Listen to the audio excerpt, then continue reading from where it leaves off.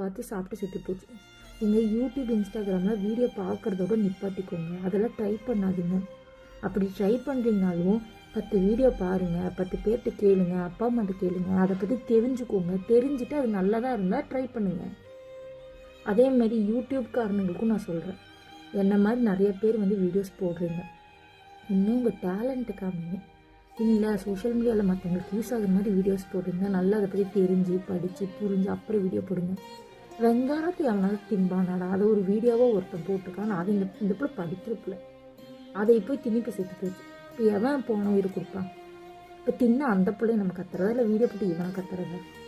கண்ணவும் கண்டதை போகிறான்னு இந்த பிள்ளையும் திணிப்பு போயிடுச்சு. இப்போ குண்டாக இருந்தால் என்ன அழகுதான்? குண்டாக இருக்கிறவங்களும் அழகுதாங்க, ஒல்லியாக இருக்கிறவங்களும் அழகுதாங்க. என்னங்க நீங்கள் இப்படி பண்ணுறீங்க? நான் சொல்ல வர்றது என்னென்னா, யூடியூப் இன்ஸ்டாகிராமுங்கிறதுல இப்போ இருக்கிற யங்ஸ்டர்ஸ்க்கு ஒரு பிளாட்ஃபார்ம், முன்னேறதுக்கான ஒரு வழி.